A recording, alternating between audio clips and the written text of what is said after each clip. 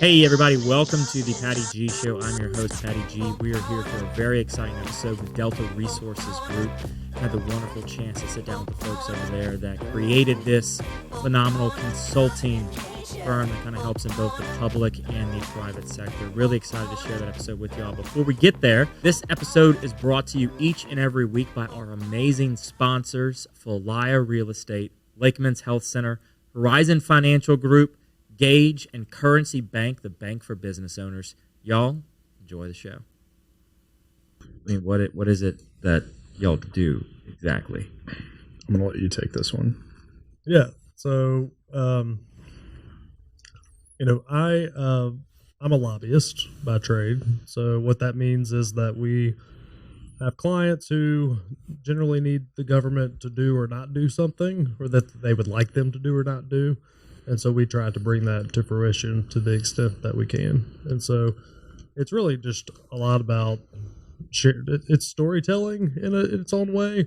You're talking to public officials about what matters to a private party and trying to get them to understand their perspective and see if you can't, get a government outcome that you're looking for. And so that can be the legislative branch, which is at the Capitol.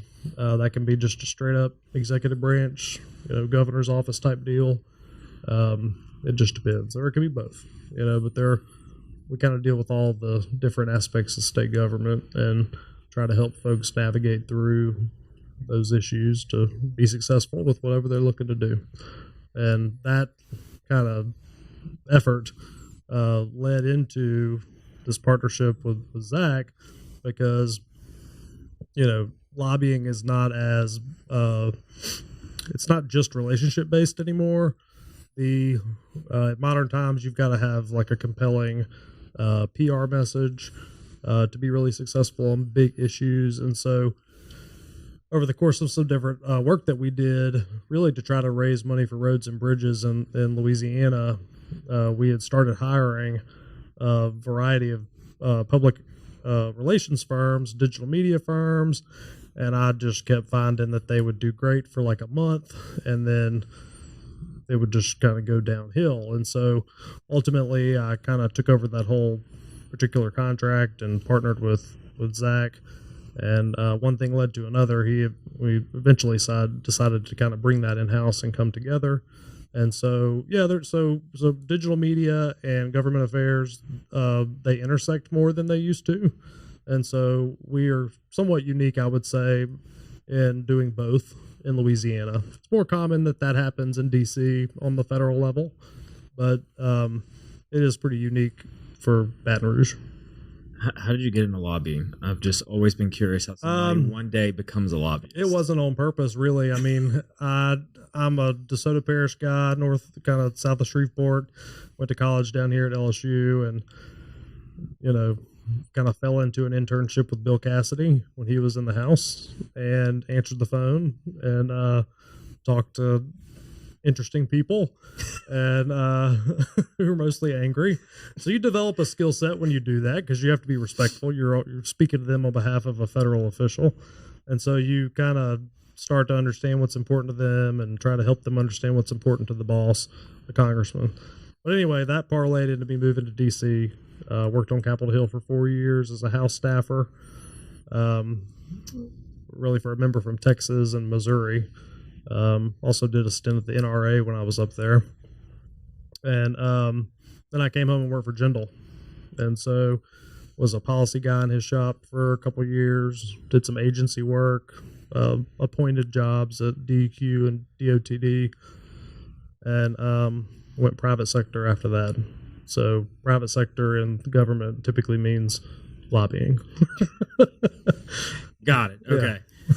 So was there a point in which you were like, I want to go into that private space, or did you just kind of find yourself like you did lobbying? Most people at some point in their career, when they go down the path in government that I went down, they always intend to, at some point when they go private, it means to get into government affairs would be the term that we prefer as to lobbying. And so I don't know why. Why do you not like the word lobbying? Because some folks have a negative connotation, but anyway, that's kind of normal for people in my career path. It just depends. Some people stick it out in government for 20 years, some do 5s, and people transition at different times, or some don't at all. I mean, there are people who work on Capitol Hill their entire career. They retire, 40 something years working for congressmen and women. So it just depends your preference. Got it. So then how do you fold into this mix? So my background, very similar to Chance. I mass communications background, LSU, Catholic High before that. Started working for big media companies, started off at Lamar Advertising, transferred from Lamar to Raycom Media, which is now Gray. Worked on the digital side. I was in digital operations for Lamar, was doing digital consulting in the local market for Raycom and Gray. It was in Biloxi's where that started. Then during that acquisition, decided to go over to the agency side, and that's where I really kind of caught my stride in my niche, taking kind of big media principles and marketing concepts, integrating them into small business, medium-sized business, and working with a variety of different verticals. In that, I figured out pretty quickly that media diversity was right on the cusp, right? So traditional media companies going, hey, we need to position digital marketing. We need to be able to position PR in a more effective manner. And then also parlayed that into doing more politically based marketing efforts, right? Advocacy based efforts, grassroots campaigns, really took off in that. And Chance and I started working together within one of those agency endeavors.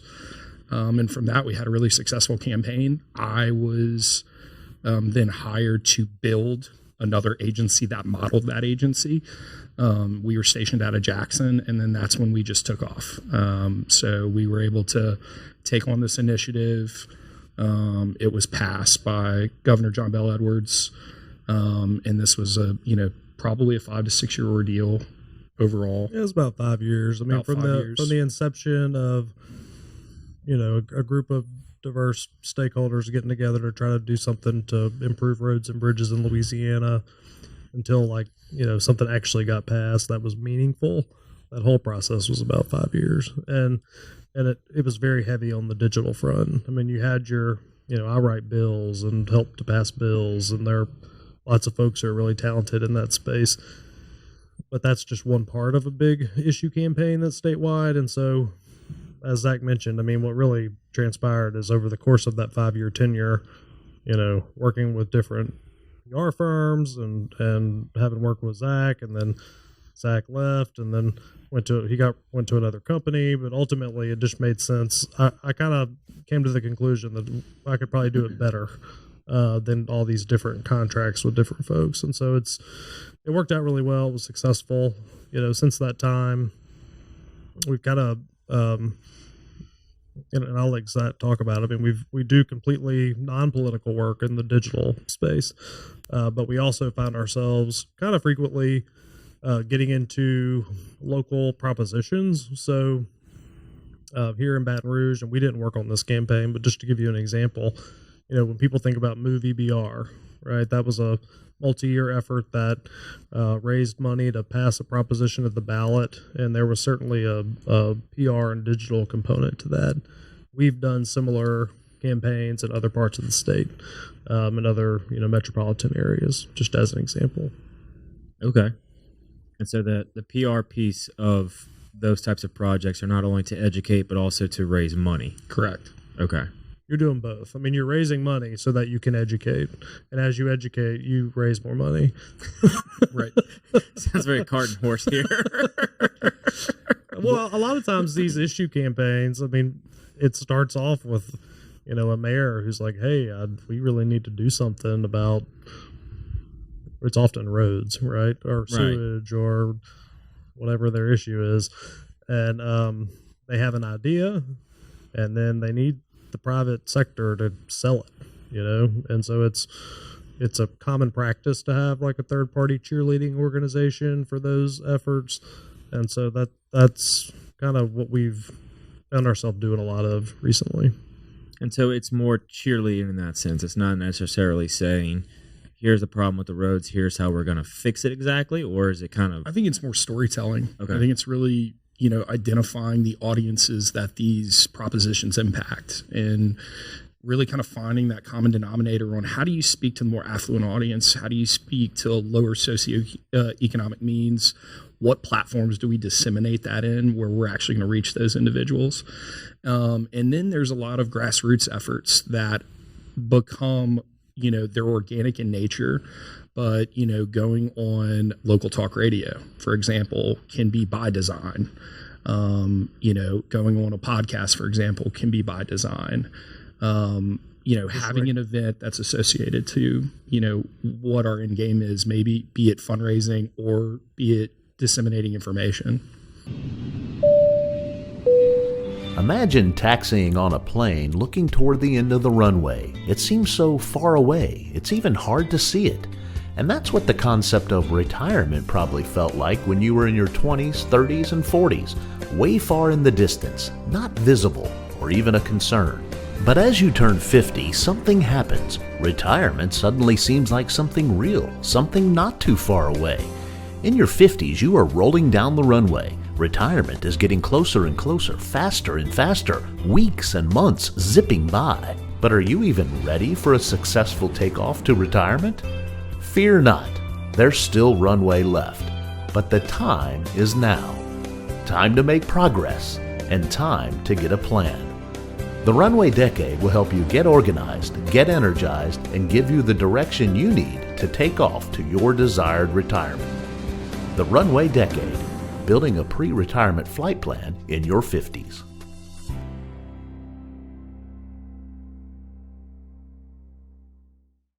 I believe there's still value in traditional media. It's just different than it used to be. And so a lot of times you can satisfy a lot of traditional media efforts through just earned media. So you can get on traditional platforms that way. And but the mailer is not dead. So are you sure? I'm sure the mailer is not dead, particularly for people who are of a more mature audience. The mailer is not dead in politics or in get out the vote efforts. So just let it be known. So really, Patrick, I think it's really diversity of content. Right. It's just like, what are the common denominators in both digital marketing and traditional marketing, and it's reach and frequency.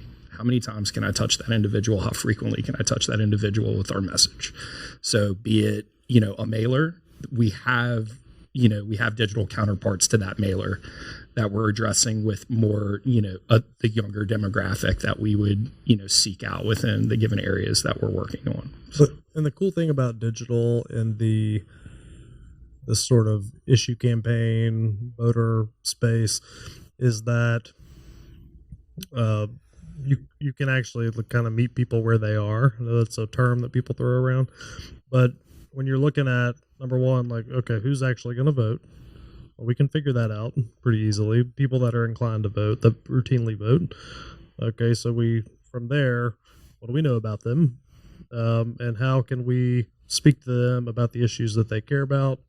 And that's the really unique part of digital, is that in the traditional space, you're talking to everybody. And not to pick on traditional, but a billboard is fantastic for McDonald's because everyone's a potential consumer. But when it comes to turning out the vote, when only 20% of people are going to vote, you don't need to be blasting it out to the world because they're not going to vote. So it's really about, you want to get more people to vote, but you also just have to be realistic with your resources you have for an effort. Like, how can we reach the people who we think are going to vote in a way that would compel them to make the decision that we want them to make at the ballot box? But it's how much information can you convey through each platform too. Your billboard's a kind of stagnant message unless you go through a digital billboard option. Whereas your digital side of things is you can change it each and every time, each and every day. almost every hour if you had to change it. And you can use, from a storytelling standpoint, a whole lot more time of their attention so long as you hook them in. Sure. Yep. And I mean, Zach's a pro and I mean, more so in his past in the billboard arena, but it really, I mean, all of the different forms, depending on the campaign and the issue that you're trying to pass and, or what you're trying to do. I mean, and all of the above approach is great. It's just often that a client doesn't have those kind of resources to be able to do it all. I mean, it's rare for a client to have, you know, the kind of bandwidth to do a full court traditional marketing effort, at least in my opinion. I think the goal, I mean, you're absolutely right. I mean, especially for, you know, specific propositions that were being brought to the table where there is no fundraising, there is a, you know, collective like, hey, we can get this started with this. To your point, Patrick, I think an omni-channel approach to marketing is absolutely what the trend is and has been for many years now. Programmatically, you can do so many things to where you can have that consolidated message on digital out of home, do a rotary, integrate display advertising, integrate targeted video, integrate targeted audio. Those are all elements of an omni-channel campaign that can be really effective, but it all comes down to budget. And so generally a great starting point is where you want. Where I find that we differentiate ourselves is we're not going for the whole pie. You know, we really like to come in and go, look, strategically, we think we can start here and get the ball rolling, and then there will be a snowball effect. You know, the fundraising comes into play, the message comes into play, and then it's where do you intersect traditional mediums? Where does that make sense? Doesn't have to be as hyper targeted. Maybe it's it's broader now, or vice versa.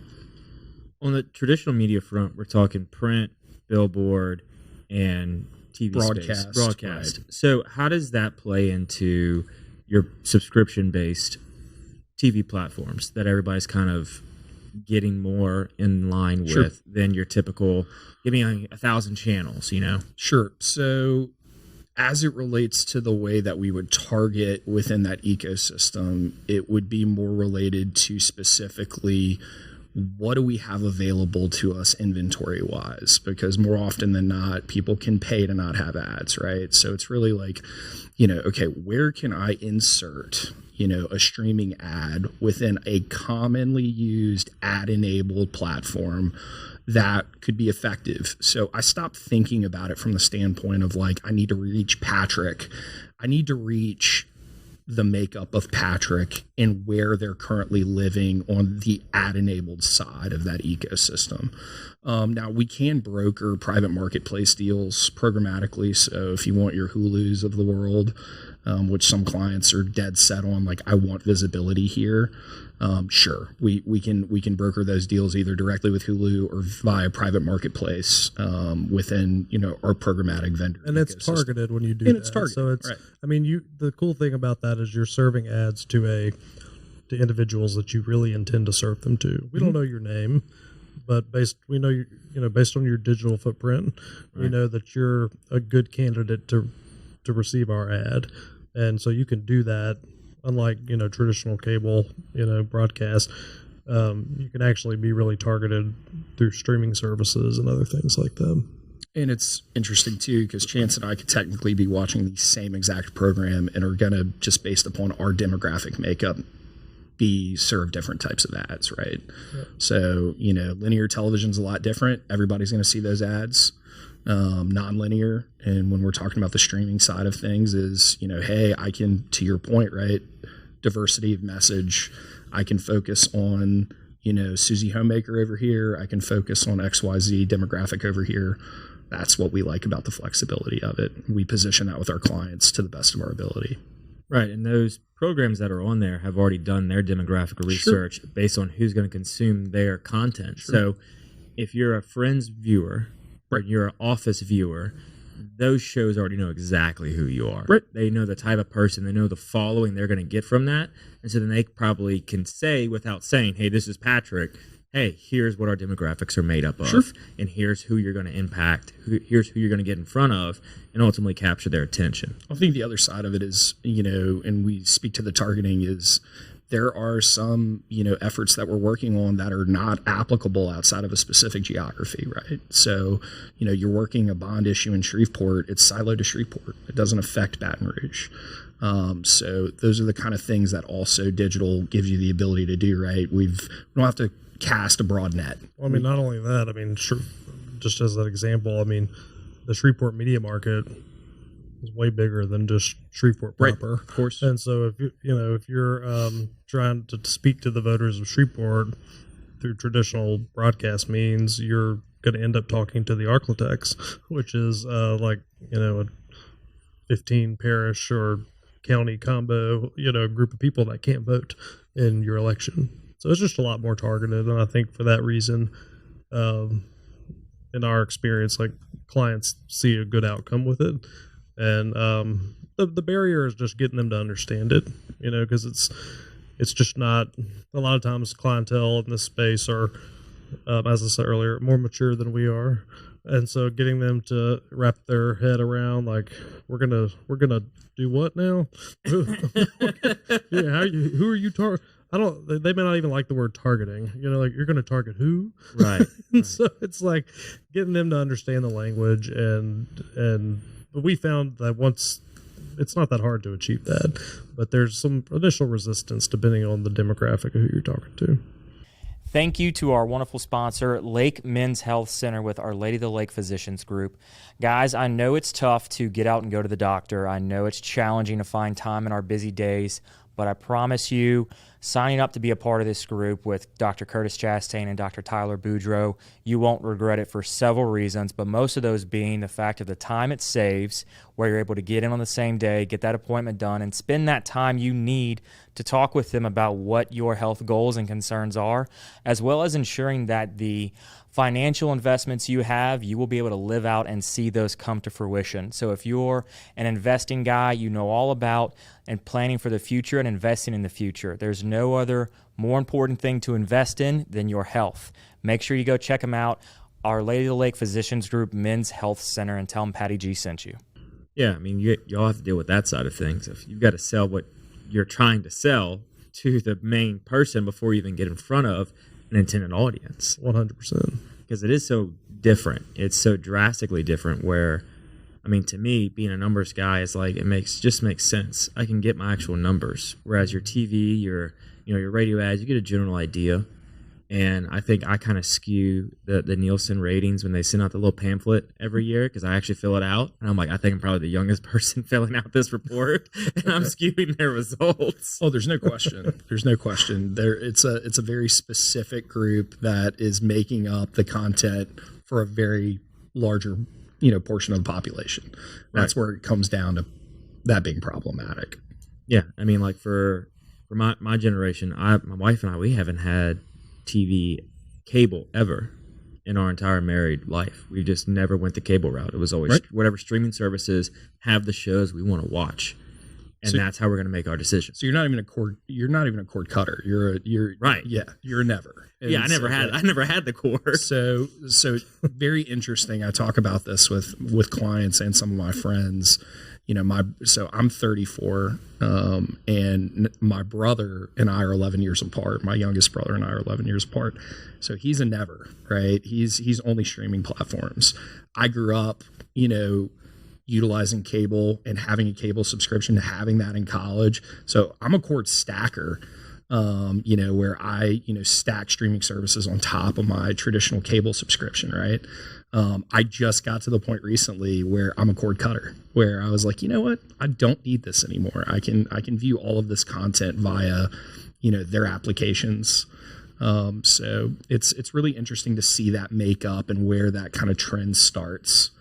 But yeah, I find that to be extremely interesting.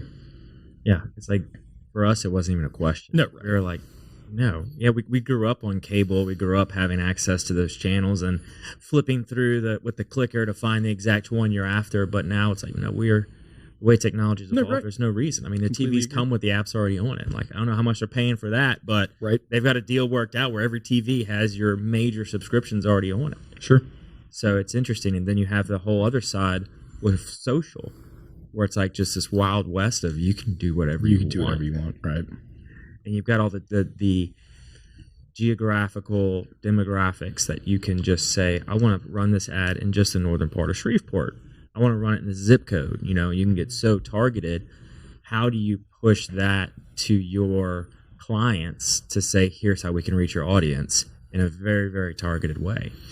So I still believe that those are sandbox placements. What I mean by sandbox placements is, you know, you have your Coca-Cola formula of how this is being disseminated. So for example, you know, what you're speaking of as it relates to zip-based targeting, right? Some, you know, higher level, you know, platforms might call that geofencing. Oh, we're going to geofence this. Well, geofencing in that capacity silos you to a very broad geography.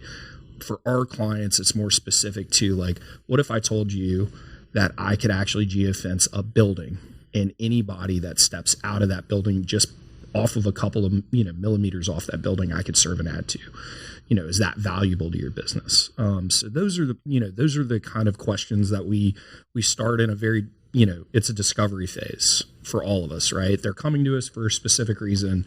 We're discovering if any of our other services are going to be beneficial to them in some, you know, way, shape, or form. And then it's more specifically to your question, it's really kind of honing in on, you know, how targeted do we need to get? And is social, like, and doing paid social, is that applicable within your budget and what your objective is?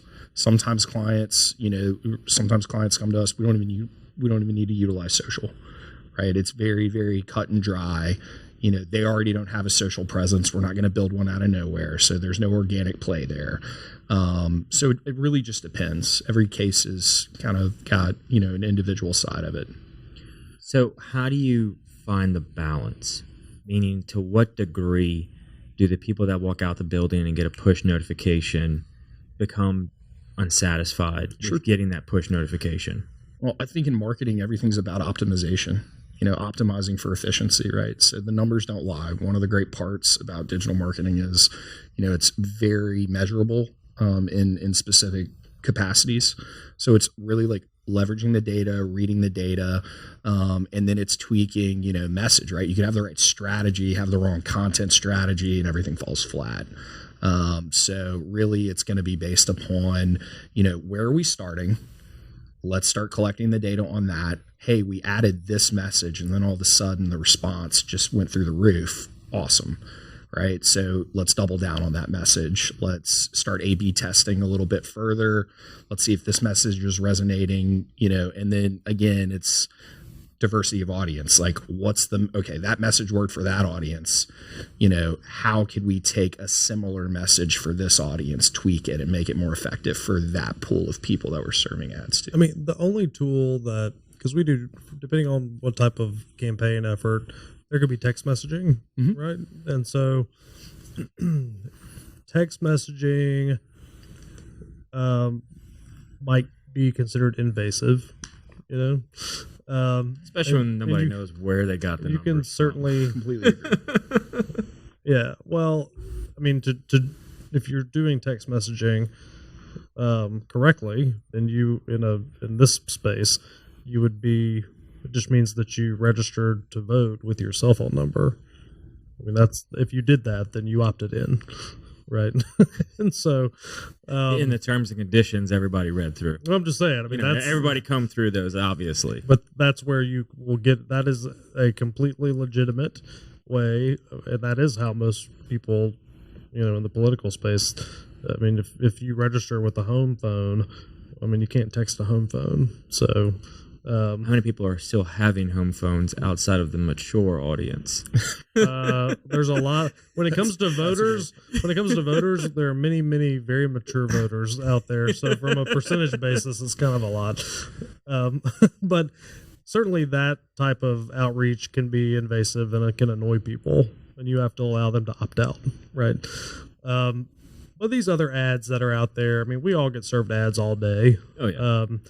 And I think that we're just kind of accustomed to them at this point.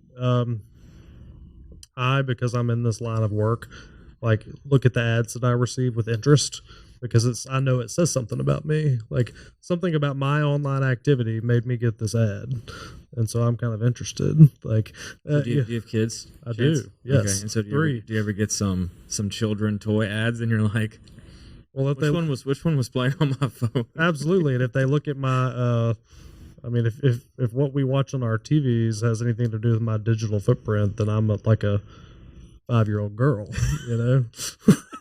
Well, you're all sharing a common Wi-Fi connection, so you know. Do you ever get those ads that it's like My Little Pony, and you're like, nope, not gonna buy that. Yeah, I mean, but it's true. I mean, at my house, I have 3 little girls, and they probably confuse the marketers of the world when they're trying to figure out who I am. They very much confuse. Yeah, right. It definitely throws a monkey wrench. To the other side of your point, though, especially with SMS campaigns, I look at that as a subscription based user, right? So somebody that's already generally interested, opted in, they have opted into our newsletter. They've given us information to say that they want more information on this subject matter.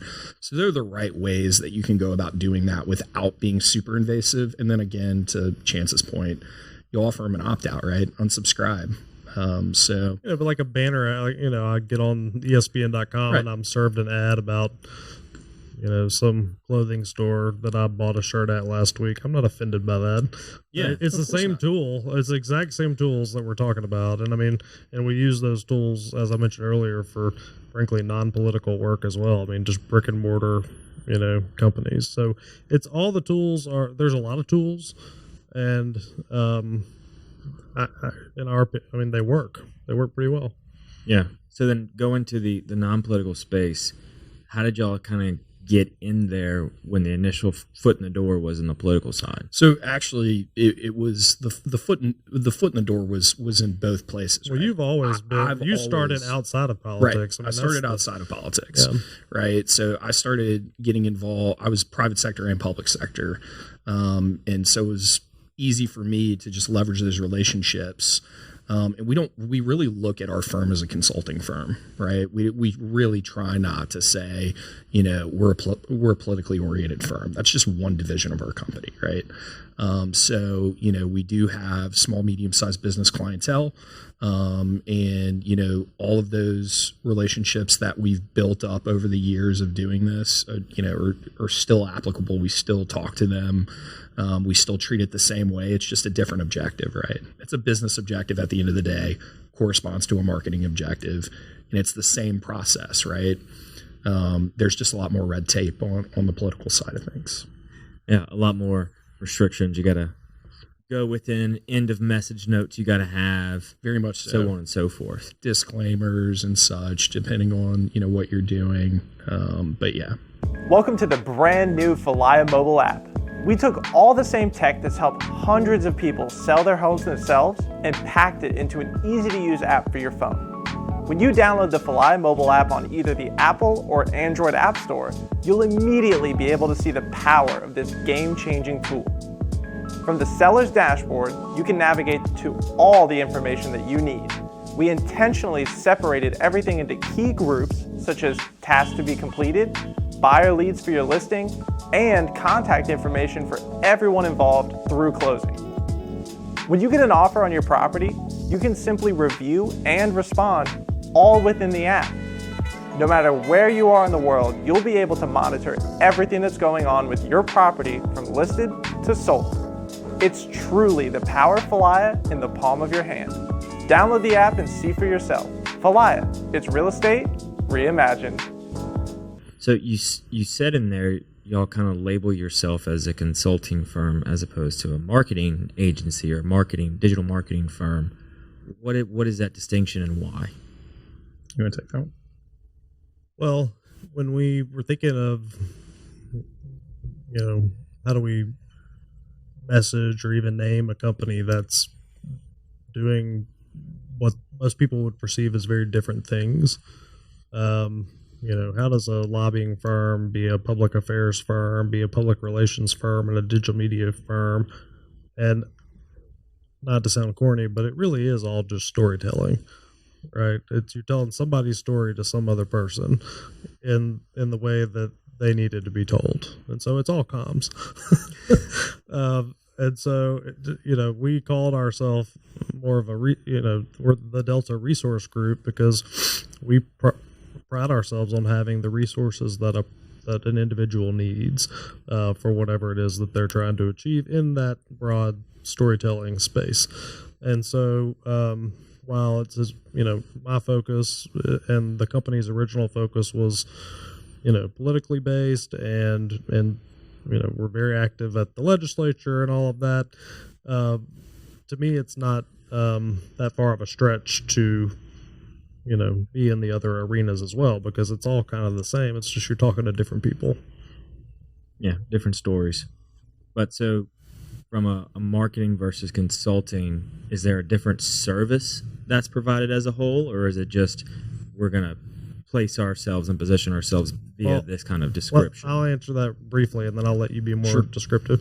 So one of the reasons that I think Zach said we're a consulting agency is because we are more consultative. And so in my dealings with marketing firms in the past, and I've worked with several, a lot of times it's very, here's what we sell. You're going to buy this and we're going to do this, and and it's over, and there's not a lot of interaction between the client and the marketing agency, or maybe there is, and then over time it kind of dies down. And so what I think you mean when you say that is that we try to really give a lot of attention and also attention to detail to the client, which is kind of rare in the marketing space, at least in my opinion. So to kind of piggyback off of that, I would say if you think of what an agency model is, it's a collective of consultants that'll specialize in given areas, right? They can have common intersections, right? Marketing is a broad term. You can specialize in traditional marketing. You can specialize in, marketing placement. You can specialize in online marketing. But, I think that what's unique about us and our value proposition is we are a collective of consultants that span in, different areas, right? We consult on public relations. We consult on governmental affairs. We consult on online marketing and traditional marketing. We consult on web development and IT solutions. So when you look at that broad group, it makes sense to label us that way. I don't ever want to be pigeonholed as we are just this one type of firm, right? We really like to, in the other side of what Chance is talking about, from a consultative standpoint, I think there should be a differentiation between consultative selling and really being consultative in the way that you operate your business. Yeah, consultative doing. Right. Consultative selling sounds great, but when you've got a catalog of products and services that you're just going, hey, this is everything that we offer, you just pick what works for you. That's somebody that brings you in, but that's a boilerplate model. You have to pivot. I mean, when you're doing is particular in all facets of what we do, we have to pivot all the time. But in my experience, a lot of times in the marketing space, it's like, okay, we're gonna serve out a million ads to these kinds of folks, and we'll send you a report at the end of the month. And they may not ever like reach out and be like, hey, we're a weekend and this is going poorly, right? You need to pivot. Like a lot of times those conversations don't take place, but we do that, right? So if you're, if the course of your campaign is however long, I mean, you have to be monitoring that, and some ads are going to work better than others, and you have all the analytics to know. And so don't wait until the campaign's over to be like, could have done that a little better. Or a month in, frankly. I mean, for some of these initiatives, they pivot. I mean, we have to pivot daily. Yeah. When it's politically oriented, things change all the time. So, that was, I think, another part of why we devised the Delta Resource Group. And it was because, you're working with a specific marketing firm and they have the understanding that we can optimize with a month lead time, and they're going, no, like this message isn't working within 3 days. Oh, and by the way, one of our big stakeholders doesn't like the message. We need to change it immediately. Well, if you don't have that process already integrated to where like our strategy is covering, hey, this could be a pivot that we foresee happening. We've already got what that pivot looks like, so we can implement it on the turn of a dime. And to be really just basic with an example of this, like, and I feel comfortable talking about this particular client. Canatella Grocery, Government Street, tiny little grocery store, Italian specialty meats. Like, we can tell if the lasagna ad is doing better than the meatball ad, and so we can pivot. We could do more lasagna, or we can. Like, these are things that you. How do you know? Right. Well, So through a variety of different things, depending on how we're advertising Canatellas at the given time, I can actually look at the platform-based data, and then to go beyond the click, I'm looking at web analytics, I'm looking at form fills, all of the database, all the online orders that are being placed, routing those online orders. Like, did they actually come into the point of sale? Was somebody receiving that? So you can tell just by those types of data points where you need to pivot and how you can do it efficiently. To articulate on that, I mean, if you receive an ad, just as an example for lasagna, and you then bring your phone with you in the store, we know. And so, I mean, Are you telling me that somebody's always watching my movements? Kinda. Oh, I know. I get the notification. We don't know you left your AirPods back at the house. Yeah, I mean, we don't know who you are. We don't know who you are, but we know that the person who received the ad, actually, we would consider that a conversion. If you receive, just because they went in the store. Well, why else? We presume that if you got the lasagna ad and you go inside the store, that you made a purchase. And I think most clients would be like, "That's good enough," right? You want to know the really creepy side of this? Yeah, let's go. So look, telecommunications hasn't changed that much in the last 20 years. Common denominators of cell phones are an international mobile equipment identifier and an international mobile subscriber identifier. Essentially, what those are, unique identifiers on your cell phone that tie you to that cell phone and to a carrier. It's like our SIM card. Right? SIM card is a unique identifier as well, right? So if you think about that, once we capture that unique ID, that's hard logged. That's your device. Unless somebody else is borrowing your device when they walk into a store, that's the individual that we're going to serve that ad to and that we can log to and from. So that's one example. That is one data node. In an example, it's the same reasoning behind, have you ever gotten into a vehicle that's got Apple CarPlay? Based upon the given day, it's suggesting to you where you might go on a Tuesday at 9 a.m. Are you going to the gym that just happens to be located here? Why? Because it's tracking it's tracking your latitude, longitude movements one to another, right? So we get all of these data touch points, and you take those nodes of data and you can analyze that if you have the right skill set to do that. Yeah. Now that's it can be helpful, but also kind of nerve-wracking to some folks of like, sure, everything is tracked. I'm like, okay, yes, everything is tracked, but what difference does it make? Well, again, you have a number assigned to you. It's not like you've got your name and everything else baked into this identifier. And okay. Well, how do you use applications? Right. Like, think of it from the standpoint of like, oh, wow, it's really convenient to have a weather app. How do you think the weather is actually, when you want to check your flight in New York, how do you think that's done? Right. It's all based around, specific elements of data that you're enabling. Like, yes. Okay. What's the weather going to look like in Baton Rouge? What's my forecast? Okay. Well, they have to geolocate where where you currently are. So that, in most applications, within the fine print, you're enabling some level of, updates on user experience, right? We're tracking this so we can make our app better to then make your life easier, right? There's no way Siri just knows that a gas station is exactly 0.5 miles away from your given location at that time without logging that information. And so it can give you the best place to go when you need gas, right? So I'm waiting for the point in time where it can tell me, hey, you're heading on vacation, you're going to this destination, you're going to need to stop at this gas station because your vehicle is going to run out of fuel and have 10 miles, like a buffer, right? I'm waiting for that point in time where it can tell me, hey, exit 102 is where you're going to need to stop, and we've already found the best gas station based on your purchase history. You like Exxon, so you can stop at this Exxon here. So we're talking like integrating AI with real data in real time to be able to make that predictive. Yeah. Well, it's probably not that far away. It could potentially be here to some degree, and we're just not aware. It probably is. But like to me, that would be the next level of accessibility and also convenience, right? Sure. The next time you update your Waze app, it's going to be there. They're like, we heard this on a podcast. We're gonna do this. No, this is awesome. We're gonna make so much money. Yeah, but I mean, it could be very convenient because if not, like the way you used to do it in the old MapQuest days is you used to have to figure out, okay, we're gonna need to stop here, and you used to plan it out yourself. When now the technology is there, where you just gotta put it together and say you're gonna need to stop here. And I mean, you're not going to get it as exact of, oh, you're going to be sitting, if you're going to the beach, you're going through the tunnel, you're going to be sitting in traffic burning at this rate. So you're actually going to have to stop earlier than you anticipated. Right. I mean, that's crazy. Right. But I don't know. That's actually not that crazy. I mean, I think we're going to get. You need a lot more data points talking to each other. Yeah. Right. Because now if you've got, most cars have Apple Play that are coming out now that are Bluetooth enabled. So yeah, they can instantly connect as soon as you get in the car. But to then calculate, is this person running their seat warmers? Are they running their air conditioner?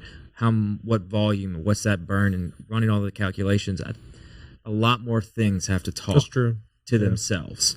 Well, your standard mile per gallon rate is not going to be that 6 months from the time you purchase the car because you drive it differently than a perfect environment. Well, the other side of it, though, is I think to kind of discussing this kind of future ecosystem, I bought a new truck 2 years ago. You have to download an application to be able to, just sync everything from my truck. It's reading all those data points, right? It's suggesting to me like when you need to get your next oil change based upon the actual use of the vehicle and not just what's recommended, right? And so on and so forth. So I don't think it's that far off. The interfacing might be that far off, but I think, to Chance's point, it's got to be, it's being worked on right now. Oh, for sure. I mean, I got a text from the dealer I bought the vehicle from and said, your tire pressure light is on. You should bring it in for us to check your tires and fill them up. And I'm like, I know it's been on because it's cold weather. Disregard. Right. Disregard. In 2 months, it's going to be back to the normal pressure it's supposed to be. Normal pressure. Right. No question. Yeah. But I mean, from a marketing standpoint, we're now being read. In our patterns, our living patterns, our purchasing patterns, our viewing patterns, we're now being read and dissected from a marketing standpoint. And people I think are a little uneasy about that to a degree. Some, if I've purchased the shirt there before, maybe I want to purchase the shirt there again. Tell me when they got a sale going on. That's nice to know. Right. But for others, how did you know I just walked out of this building? Right. That I told nobody, it was not on my calendar. This was just a random stop off at this tower. But the tower itself has something on there that says if they leave, they're going to get a notification. Well, not to take that into back into the government affairs space, but I mean, there are ethics in all of this, and there are, Congress is interested, and there are laws and rules, and as things continue to evolve and more technologies exist, I mean, there'll continue to be regulations on how everything is done, and I'm not sitting here advocating for, a pro-regulatory environment, but everything needs some type of safeguard around it. And so I think, as we've said before, I mean, the tools that we're talking about, one of the safeguards is you never know who these people are, right? You might be a 12-digit number, and I don't know who that is, but I know enough to serve them an ad in a way that I feel kind of pretty confident that it's relevant for that person. And so, it's not as if you delve into it a little deeper than that initial knee-jerk fear reaction, you realize that, I mean, it's really, at least from my perspective, it's just not that big of a deal. From the technical side, I mean, I think it's talking about there needs to be progression and regulation. Most big platforms have their own compliances that you have to adhere to anyway, right? So it's not like you just have the wild, wild west of like where you can just take whoever's information, however you want to do it, resell it. So social media is way more heavily regulated than it was. Of course, 4 years ago. It was, right? You talking about the you talking about the Zuckerberg trials where he was if I move from here, go over there. Well, Facebook, no, I don't know. What are your settings? So the reality again is I think that as we look at blockchain, for example, right? Blockchain is more timestamp oriented. Those are evolutions that we can make to be able to regulate this space in a better way, that identify the actual purchase or identify the actual intersection of that business and the user and the consumer, in a way that you don't have to give them private information, right? But we can know that, hey, this person happens to like Jimmy John's. Right. That's great.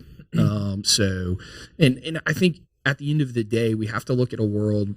What's the evolution of, what do we want our user experience to be, right? Because the only way your user experience gets better in any way, shape, or form is data, right? So it's, the people that talk about wanting to completely, unplug and do X, Y, Z, it's like, yeah, you say that until you want to know what a 10-day weather forecast is. Yeah, you say that until you want to be able to have, because you're running out of gas, where's the nearest gas station? You need data points to be able to do that.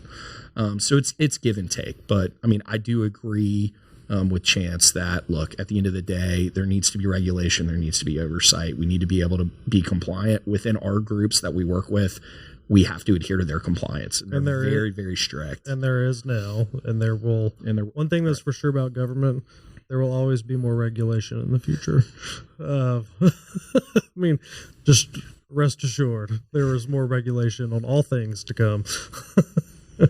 So, and how do y'all balance that with the clients? And how do you communicate that? What are y'all doing to kind of stay ahead of the technology side to be able to know how to respond and pivot every day if necessary based on how the ads and the consumers are taking to what you're putting out? So I'll speak to it from the online marketing side, traditional marketing side. I try to be very transparent in those initial conversations based upon, I can't just be a yes man. I can't just say, yes, we can do this.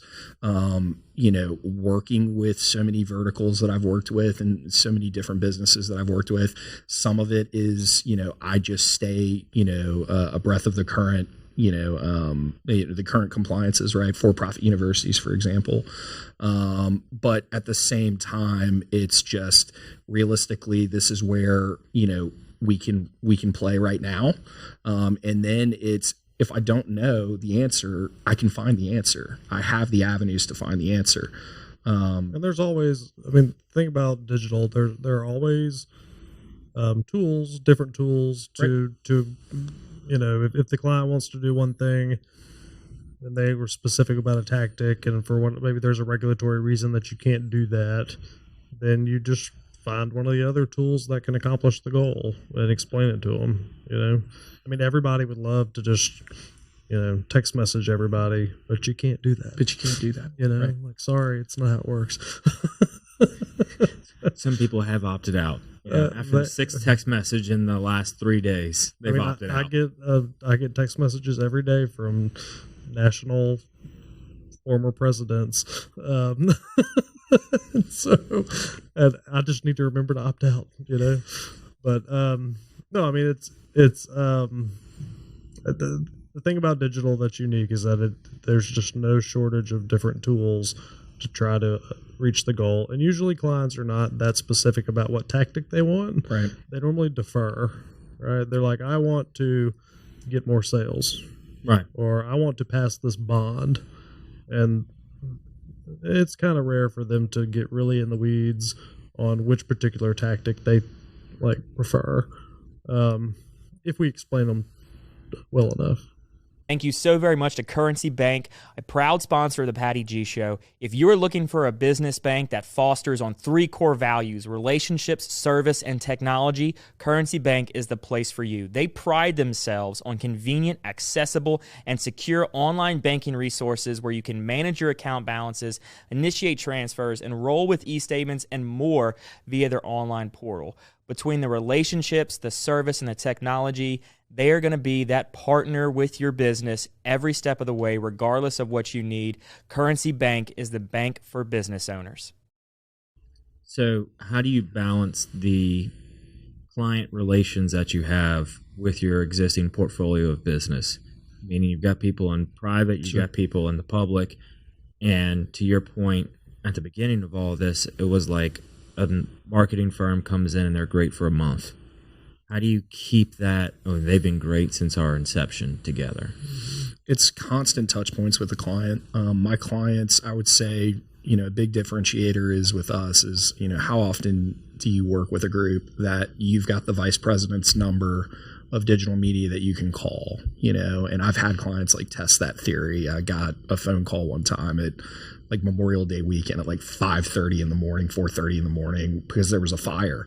And in all honesty, they just tested it just to see if I would actually answer the phone. So, people say they differentiate themselves with customer service. Our focal point of our business is making sure that our clients are happy. We talk to them daily. We talk to them weekly. They become our friends. We're having barbecues in their backyard. Some of them are really close. We've had, relationships and with them prior to them becoming our clients, or built relationships after. And I mean, that's the reality of it. I think it's just the open conversations, the constant touch points, making sure they're satisfied, within their business, and then helping them, kind of navigate as it relates to what those objectives are. And they change. And I mean, I certainly understand that our approach is a little bit limiting, because, I mean, I understand why some of these other firms, are looking at as much volume as possible, and they go and hire 30 people, and then they're constantly trying to, make big sales and keep their numbers up because they have to feed all these people. Mm-hmm. And so we don't desire to be, that size.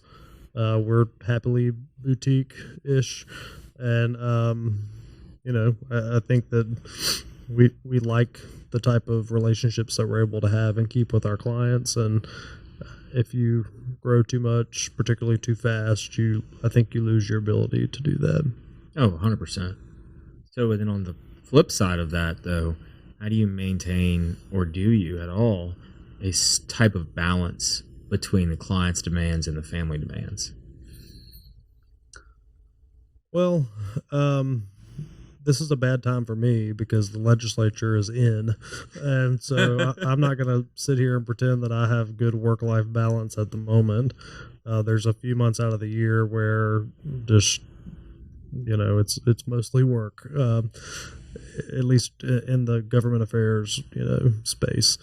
I do think, and just from a culture perspective, I mean, a lot of the, we all have families, kids are common, and we all, value having time with our families. I mean, certainly to me, that's what matters in life, so it's a balancing act, and you try to support each other where you can. Members of your team, we're blessed that most of our folks on our team's kids go to the same school here in Baton Rouge, and that's convenient to try to chip in and help each other. But it's a balancing act. It's not always easy to do, and as we speak, I'm not doing a great job, but I am glad to be here today. And with that, we end the show. He's like, I've got to go home and see my children. I'm skipping my kids for this. I hope you know that. I'm here for you. Sounds like his wife just texted him. And where are you right now? Yeah. What's your timing there, honey? We got dinner upcoming. I also to that point, I also think that we love what we do. And when you really love what you do, you're really not working. Yes, it becomes very stressful, and there are times of the year that it's more stressful than others, especially, to Chance's comment, during session, and if we're working issue-based campaigns while being in session. But I think the other side of it is like, I love what I do. I get to meet different types of people every single day. I get to solve problems at a very high level in all different, walks of life and businesses. And again, public, private. And so, I don't ever think I'm not working. I just look at myself as constantly being on call. Right. But, outside of that, I have a 7-year-old. I very much understand, that work-life balance is extremely important. And my goal is to just make it work. And when I say that we're very customer service oriented, we are, that doesn't mean that there are no boundaries. I mean, in any human relationship, you have to have boundaries with each other, or otherwise it's just chaos. Otherwise, so I mean, I think mutual respect is important. I mean, we respect our clients. Obviously, we expect them to respect us, and frankly, I don't really have any problems in that space. I mean, that's good to hear. So, not due to your point or comment, but as we wrap up the show, we have it's just timing is how that works. We do have a set list of questions we'd like to ask everybody. Please. So the first one is, what is something you did as a kid you wish you could still do today? You want to go first? I used to hunt and fish a lot, and I don't anymore. I'd like to do that more. It's one of the best moments of just calm. It's very peaceful. I agree. Yeah, and I really don't get to do that like I would like to. But it's when I look at my childhood, those memories were some of the most fun. Oh yeah, those we used to have a place in the marshlands of Morgan City, and we would just spend like a day just cutting down swamp grass with pieces of bamboo, and like that was our day, and that was the best day ever.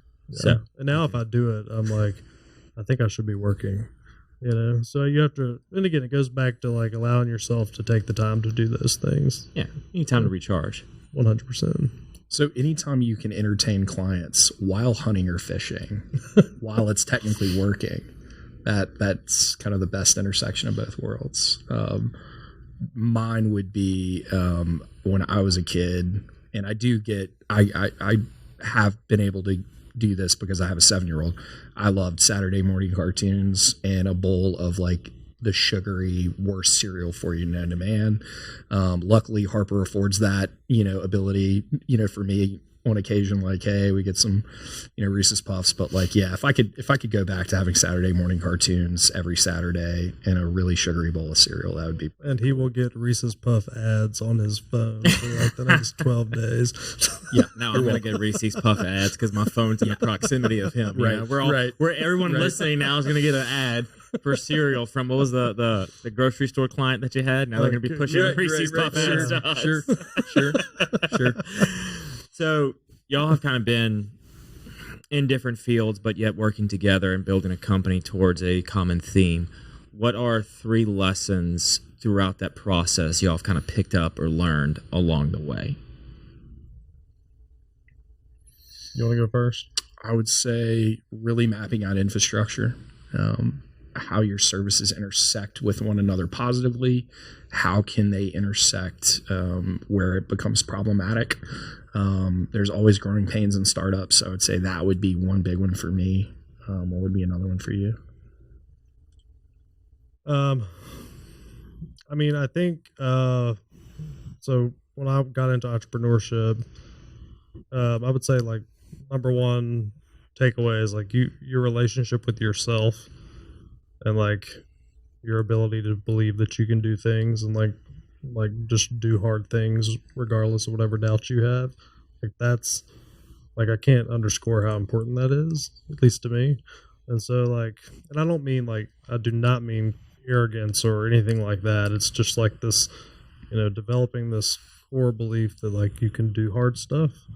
And that's required in entrepreneurship, in my opinion. So that would be one thing. Another would be just at the same time, like I really could benefit from not taking myself that seriously. And over the course of my career, like I've learned to be less high strung about things. I don't know if I have a third. I would honestly say my third is to remember that, we started out in these areas because we absolutely love what we do. And so I really try to look at my work as it's just this evolving passion project. Right. And I'm very fortunate that I get to do what I love every single day. So, I mean, it's reminding yourself that when you're in the trenches, when it's really hard, when your client calls you last minute after you've already been finalized, hey, we're launching this campaign, we're doing this. Oh, wait, we have this one change. Oh, wait, we need you to do this. It's remembering that, like, yeah, you have those days, but how many people get to go and coordinate a drone shoot for a marketing campaign? How many people get to meet local celebrities? How many people get to do this, that, and the other, intersect with, the state legislature and the Senate and have these meaningful relationships and all do that in one given day? Well, I do. So I try to put that in focus. I think my last, just generally, like trying to, like humility, right? Like just trying to remain humble and trying to proactively just exude humility. I think that attracts other people because we're all just folks running around trying to get, make things happen. And so, I try to practice that and, just stay grounded. Yeah, I love it. What is something y'all love about Baton Rouge? I mean, I like all kinds of things about Baton Rouge. I mean, I grew up in the country south of Shreveport. I went here for college. I moved to DC for 4 years, and I chose to come live here. And I mean, I guess one thing that I like about Baton Rouge at, I guess, this moment in my life is I feel like I have a strong sense of community here, with a diverse group of friends and just people that I know. I think people are generally, kind, and it's homey, but it's not, too remote. It's not a huge city, but it's not like where I grew up. Upstate Louisiana. I think in the piney woods of North Louisiana. I think I have a part 1 and 2 of that. To Chance's point, I love the sense of community that I've developed. I grew up here. I went to high school here. I went to college here. Was fortunate enough to be able to travel and see different walks of life in my business endeavors, and come back and, where I go get my coffee every single day, they know my name, they know what I order. There are places that doesn't happen. And we have that integrated community where, you really have those long-lasting relationships, not only from people that you've known your whole life, but also just common denominators in family and church and things like that. So that's what I love about it. Part 2 is I think Baton Rouge is untapped. I think that there's an inherent potential. I think part of the reason you started your program is to showcase some of that potential. And I like being a part of that conversation. I want to be able to bring change in a positive direction to Baton Rouge. And so that is a personal, passion project that I have with my friend group. And, can't wait to see that continue to come to fruition. And you never fully get to see that come to fruition, right? You just get to start that ball rolling and pick it up where it's already, come to you. And so that's the other side of it. Yeah.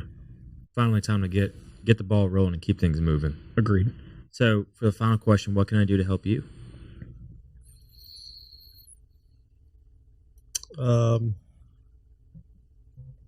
Make sure that you visit ad-enabled websites.